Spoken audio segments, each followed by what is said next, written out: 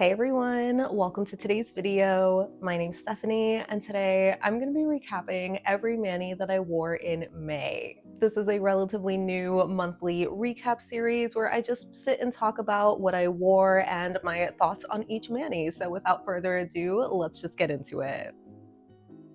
So I started off the month of May pretty strong because I was wearing this jelly blend of Cirque colors Fuyū or sherbet jelly and coral cloud. If you watch my monthly picks video, you know that in the month of May, I highlighted a couple of different flowers for May flowers. One of them being the geum flower, which comes in these really pretty colors, but there's like this one photo specifically that just took my breath away, and I was like, oh my god, this is the prettiest flower I've ever seen. It just looked like such a warm, beautiful sunset or something, and I just had to recreate it on my nails.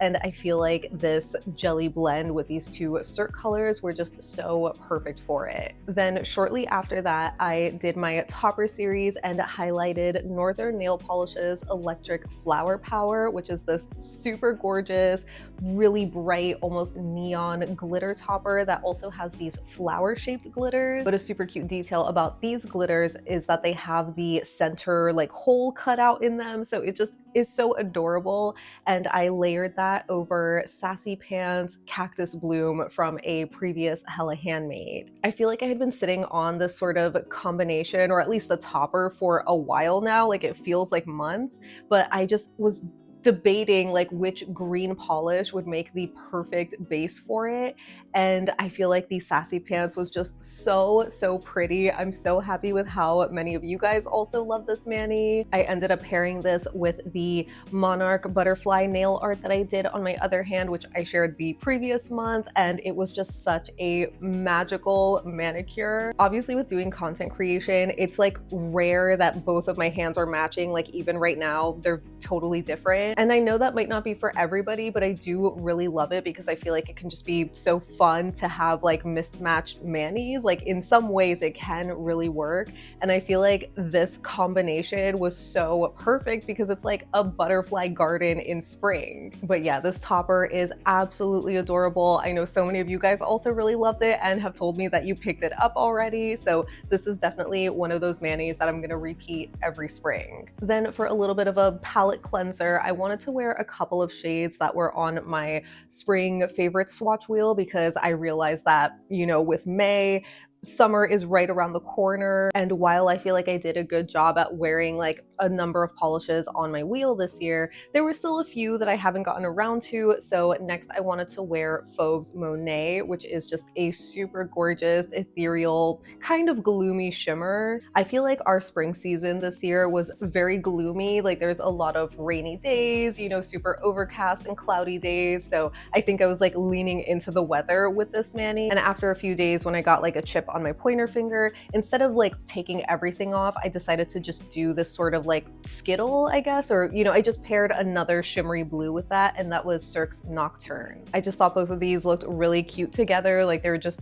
sibling polishes in a way, having this like moody blue base and this like matching blue shimmer. It felt really nice and fitting, especially after the super colorful mani that I had just worn, especially with like all the glitter and everything. But then I was craving more color again, and I decided to do this really fun neon gradient using Prism Parade's Sugar Rush collection. This was the release for spring of this year, so it's already been out for like a couple of months, but since I'm a seasonal wearer, I decided to wait until the summertime to like revisit it, because as I mentioned somewhere before in my video, probably in like my D-stash video, that I was kind of unsure if I wanted to keep them because I already have like a couple of neons in my collection, but I feel like these would have really great nail art potential, and they were amazing. Like, doing the gradient alone was just so satisfying with how pigmented these were. They just built up so beautifully. They looked stunning. I loved the end result,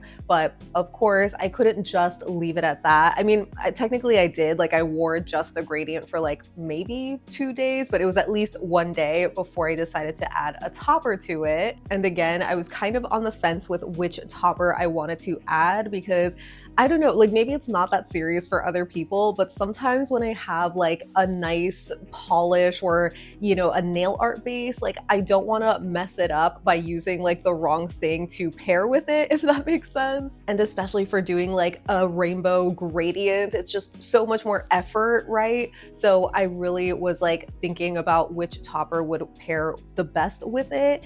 And at first I was really considering using Holo Taco's Butterfly Taco because it is super cute. I feel like the butterfly glitters would have been a really perfect touch and having like those little dainty glitters and everything. But instead I went with Cirque Colors Chrysalis, which was a previous charity polish that they had. This one did also have butterfly glitters in both holographic and iridescent kind of shades, but it also has like this other colorful variety of a glitter mix. Like there's triangles, circles, even some bar glitters in there, which I famously don't really love. But I feel like for that topper specifically, it just works so well. It's just so nostalgic and fun. And I feel like it was the perfect thing to layer over this gradient because it just gave me like instant Lisa Frank vibes, like so nostalgic. And I was obsessed with this mani. I literally wore this for like a whole week straight. But then I needed another sort of palette cleanser in a way, and I had gotten in my order from Holy Order of Perpetual Lacquer, where I ordered the Opal Lights collection with these like crushed opal toppers, but then also these floral toppers, which I was just so excited to try because I've seen them around on social media and every photo just had me like swooning. And I feel like they were so perfect for like tourist season. So I decided to layer Anthophilia over Cracked Polish's Vanille and Adorning over Cirque's Pink Lady Jelly, which I know kind of sounds like a lot, like 4 different polishes for one manicure, but it was so pretty. Like I wanted to go for this like romantic, almost milk bath vibe because I feel like that's very Taurus. And yeah, this combination was so beautiful, just like what I was craving, you know, like having this balance of like these really loud and fun, colorful like manicures, but then also just something soft and, you know, elegant, I guess, in a way.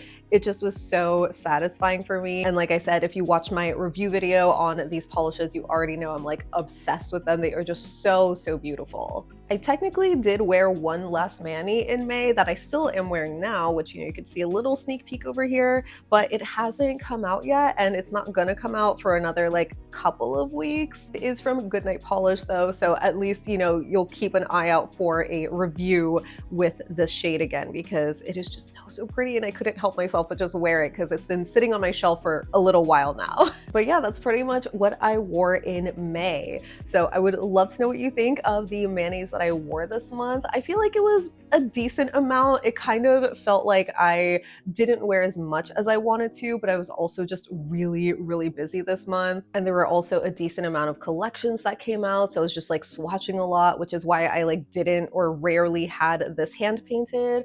And I was mainly just painting my non-dominant hand. Again, I feel like I kind of fell off with doing like my topper series where I only had like 2 topper manis in May, but I feel like it's kind of balanced out with having done the nail art at the beginning of the month. Just was really satisfying to me. And again, I like wore that for a whole week. But yeah, overall, I pretty much loved all of the manis that I wore. I feel like it's so hard to choose a favorite because again, I started off the month really strong with that jelly blend. I know it's like so simple, but I just really love that color combination. Like, you know that I love orange polish, so having this orange coral blend is just so good. But then with the flower glitter like garden mani that I did, the Lisa Frank nail art, like there were just so many good ones. So let me know what you wore in the month of May, if you got around to wearing the polishes that were on like your nail racks or anything, because like I mentioned with like the Fauve mani,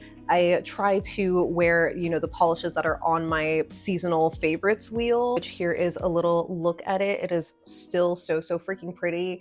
And I feel like I did a decent job at wearing like the majority of my wheel. There definitely are some shades that I didn't get around to wearing this spring season, but overall I am happy with like the progress that I made sort of getting through these shades. And you know, who knows, like maybe I can still sneak one of these in the coming months. But yeah, that's pretty much it for this video. So So thank you all so much for hanging out with me and just listening to me talk about my manis. Happy Pride to everybody celebrating. I hope that you all stay happy and safe, and I will see you in the next one.